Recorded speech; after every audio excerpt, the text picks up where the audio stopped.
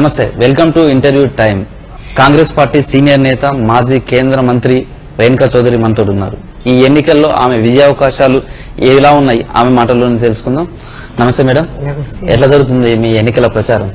I think it's going very well అండి. నన్ను కాదు, మీరు రోడ్డు మీద తిరిగే ప్రజలను అడగాలి. అసలు ఓటర్లు వాళ్ళే నా స్టార్ క్యాంపెయినర్స్, వాళ్ళే నన్ను కాపాడే పబ్లిసిటీ పీపుల్. ప్రధానంగా ఏ అంశాలు మీకు ఎక్కువ విజయావకాశాలు ఉన్నాయి అనుకుంటున్నారు?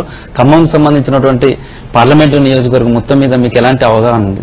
చూడండి, వాస్తవానికి మీరు చూస్తే ఎన్నికలు వచ్చినప్పుడు రంగంలోకి అందరు అభ్యర్థులు దిగి ఇది చేస్తాం అది చేస్తామని చెప్తూ ఉంటాం, అది సహజం.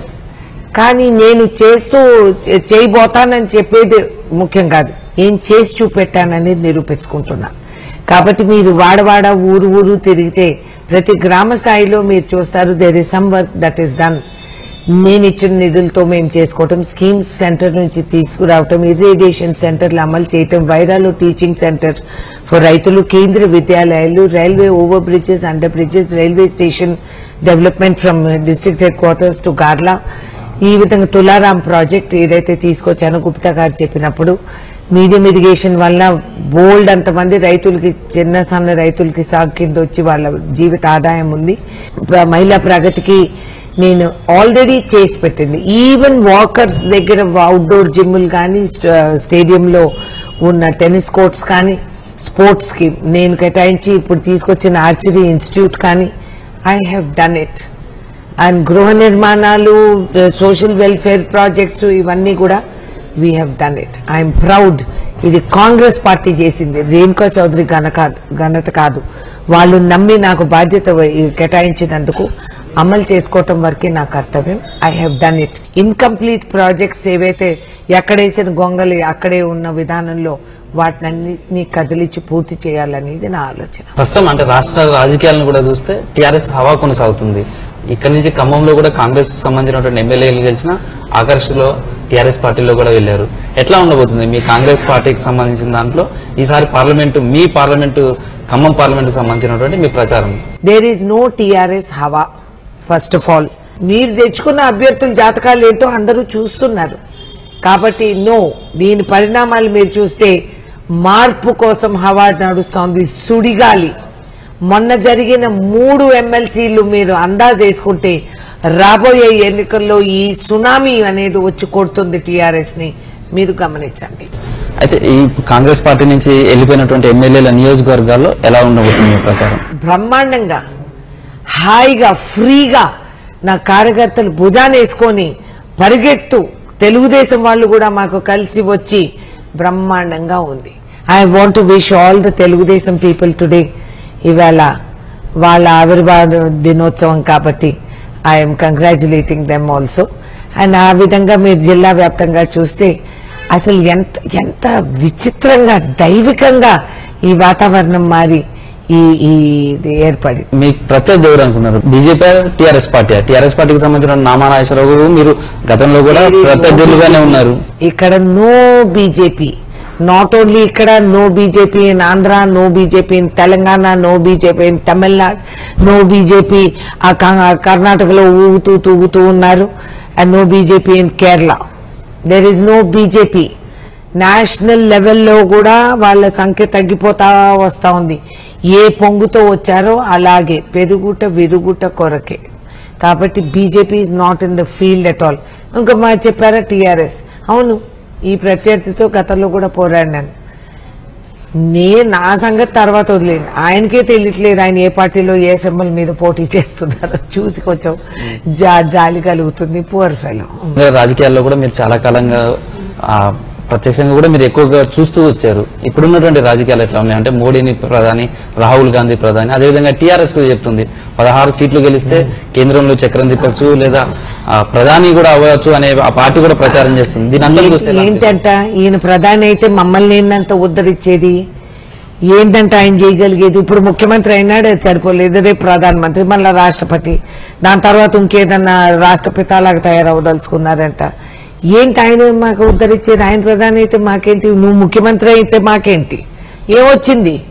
2 బెడ్రూమ్లు రాలేదు, 3 ఎకరాల భూమి అంతకంటే రాలేదు, దళిత ముఖ్యమంత్రి ఎక్కడో పోయాడు, మాకు మా ఫారెస్ట్ ల్యాండ్ పోడు భూములన్నీ ఆక్రమించుకున్నాం, దౌర్జన్యం చేసి రైతులకు బేడీలేసి మీరు ఇచ్చిన అధికార ప్రభుత్వం ముద్దరున్న విత్తనాల ప్యాకెట్లో నకిలీ విత్తనాలు వచ్చి రుణమాఫీలు అని చెప్పి 22,000 మంది ఖమ్మం జిల్లాకు సంబంధించిన రైతులకి ఇంతవరకు రుణమాఫీ లేదు. నీ మాఫీ సిస్టమ్ కూడా ఎయిడ్స్ మొత్తుకున్నట్టుంది. అది ఎక్కడన్నా చూశారంటే అది అంచెలంచెలుగా ఇన్స్టాల్మెంట్ ప్లాన్లు ఇచ్చి అసలు కంటే మాకు వడ్డీ అన్నారు, వడ్డీ తీరలేదు, అసలు తీరలేదు. ఇంతవరకు మా రైతుకు పండించిన పంటకి గిట్టుబాటు ధర లేదు. పత్తి పంటలు పండించిన వాడికేమో మీరు కొనుగోలు కేంద్రాలు లేవు, ఎమ్మెల్యే కొనుగోలు కేంద్రాలు మాత్రం ఏర్పాటు చేసుకున్నారు. మీరు 11వ తేదీ ఎన్నికలకి నాకు తెలుసు 7-8 తారీఖు నుంచి మొదలెడతారు కొనుగోలు కేంద్రాలు ఇక్కడ ఇతర పార్టీ కార్యకర్తలను కొనుక్కుండేదానికి. నైతిక విలువలు లేనిది, పునాది లేని పార్టీ. వీళ్ళు ఒకసారి అంటే ప్రజల్ని భ్రమపట్టచ్చు. People don't tolerate this. డెమోక్రసీలో బై ద పీపుల్ అనేది ప్రధానం. అది ఆయన ఆలోచిస్తే ఆయనకు మంచిది. కొద్దిగా ఖమ్మం సంబంధించిన ఇష్యూస్ లో మీరు కొద్దిగా గ్యాప్ వచ్చినట్టుగా కనిపిస్తున్నట్టు అనిపిస్తుంది. ప్రతి నెల ఇక్కడ ఉంటున్నాను. మీరు చాలా యాక్టివ్ గా ఇదివరకు ఉండేది. నేను ఎక్కడా తగ్గించలేదు. ఈ మధ్య కాలంలోనే నేను ఆర్చరీ ఇన్స్టిట్యూట్ తీసుకొచ్చాను. ఈ మధ్య కాలంలోనే కొత్తగూడెంలో పెద్ద పోడు భూములు పోరాటం చేశాము. ఈ మధ్య కాలంలోనే మిర్చి రైతుల కోసం గొడవ పెట్టాను. మిర్చి మార్కెట్లో కూర్చొని నేను వేలం పాటలు పాడి వాళ్ళు సరుకును అమ్మేసి మేము సైతం ద్వారా నా 7 కుటుంబాలని మేము కాపాడుకున్నాము. నేను కదా తిరిగి ఎవరు తిరిగారు ఇక్కడ? ఆ టీఆర్ఎస్ అభ్యర్థి తిరిగారా? మరి ఆయన మాజీ ఎంపీ కదా. మరి ఆయన ఎంపీ అయిపోతానే అడ్రస్ మారిపోయినామా? ఇప్పుడు ఎంపీ అవ్వడానికి మళ్ళీ అడ్రస్ మారిపోయాం. వండర్ఫుల్. ప్రత్యక్ష పార్టీలు మీ మీద చెప్పేది అదే. ఇంకా అంతకంటే ఏం సృష్టించి వీళ్ళు చెప్పేదానిలా నోరిప్పితే అబద్ధం. అలవాటు చప్పున వాళ్ళకి నిజం చెప్పేదానికి వాళ్ళకి అడ్డుపడుతుందేమో నాలిక. They are not use to it. Habituated repeat offenders వీళ్ళు. ఏం మాట్లాడుతున్నారు? వాళ్ళు కళ్ళు లేవా, చెవులు వినపడతా, నోరు లేదా? Why they don't see? ఎవరు తీసుకొచ్చారంట అక్కడ వాకర్స్? దీని దగ్గర అవుట్డోర్ జిమ్ ఎవరు పెట్టారంట? ఇవన్నీ వాళ్ళని అడగండి. అంటే జిల్లాలో ఏం జరుగుతుందో కూడా వీళ్ళకి అవగాహన లేదనమాట. ఇంత బహిరంగ సభలు పెట్టి మేము పబ్లిక్ ప్రొటెస్ట్లు చేస్తుంటే వీళ్ళకి తెలవటం లేదనమాట. టీవీల ముందు కూర్చొని ఆమె ఇది చేయలేదు, అది చేయలేదు. పాపం పసివాళ్ళు కారెక్కి లేకపోతే సైకిల్ తొక్కొని నడిచి చూడమనండి. ఖమ్మం కిలాలో ఏమైంది, వైరాలో ఏముంది, అశ్వరావుపేటలో ఏమవుతుంది, కొత్తగూడెంలో ఏం ప్రగతి తిరిగితే కనిపిస్తుంది. అప్పుడు మాట్లాడమని. మీ పార్టీకి సంబంధించినటువంటి అంశాలను తీసుకుని అంటే పార్టీకి సంబంధించినటువంటి మేనిఫెస్టోని చూస్తారా, లేదా ఖమ్మం పార్లమెంట్ కి సంబంధించినటువంటి అభివృద్ధి మీద మీ ఎజెండా ఏంటి? This election is about the nation.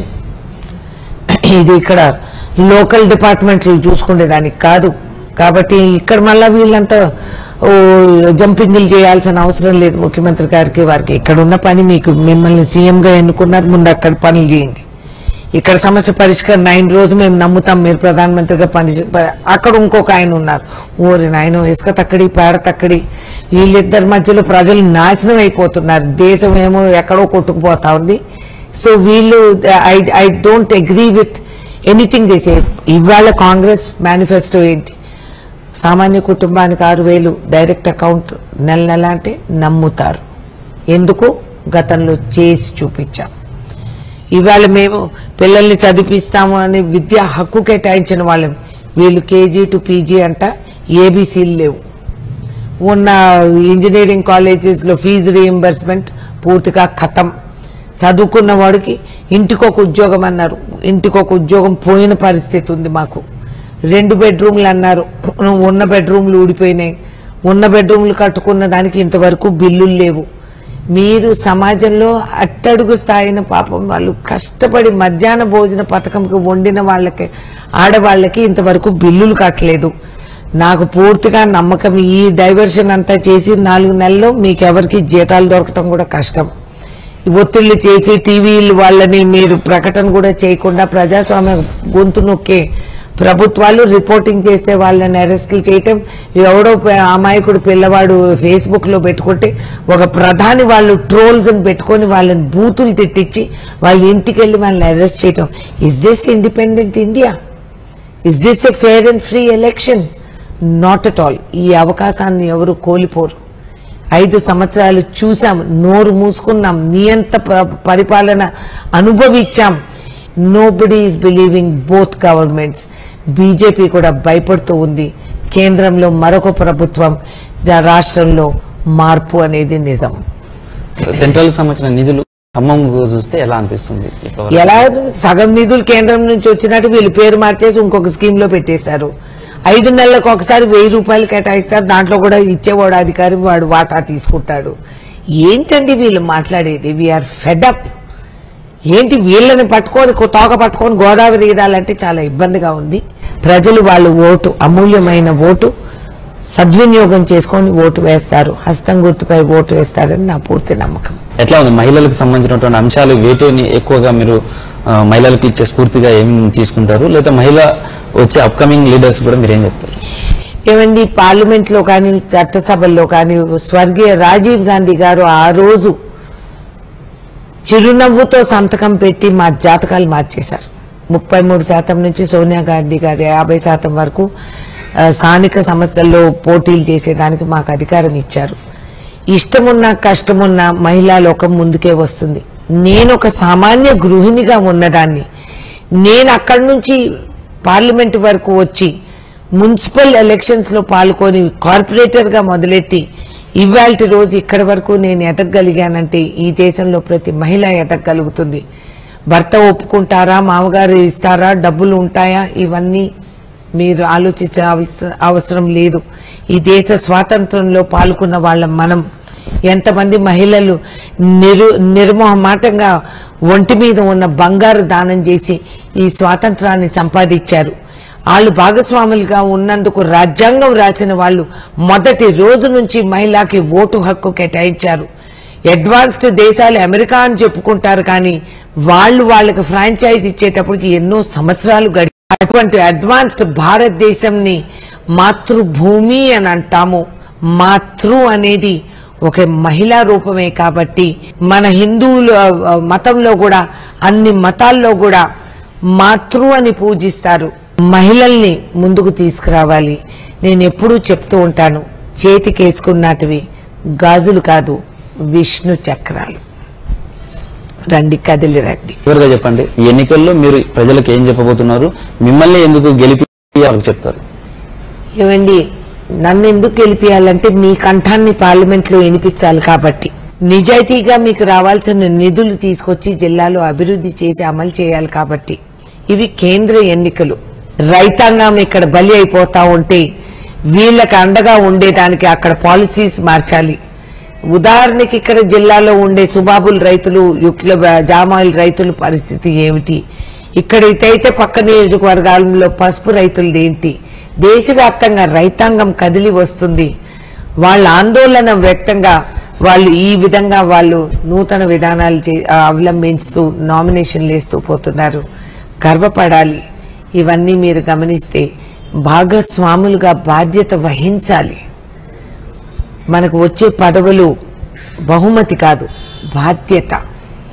ఈ బాధ్యతని మనము పోగొట్టుకొని కోల్పోయి నాకెందుకు, నేను ఎవరికి ఓటేను, ఎవరికి వేసినా ఒకటే, ఇలా నిరుత్సాహపడితే ఇటువంటి నియంత ప్రభుత్వాలు అమలు చేస్తారు.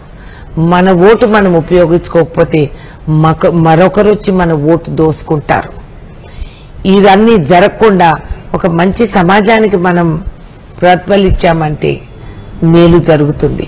ఇది ప్రస్తుతం ఖమ్మం పార్లమెంట్ అభ్యర్థి, కాంగ్రెస్ పార్టీ అభ్యర్థి రేణుకా చౌదరి మనోగతం. తాము ఇక్కడ ప్రజల గొంతుకై పార్లమెంట్ లో వినిపిస్తాను, అందుకే తనను గెలిపించాలి అని కోరుతున్నారు. క్రాంతి కుమార్తో కృష్ణమోహన్, V6 న్యూస్, ఖమ్మం నుంచి.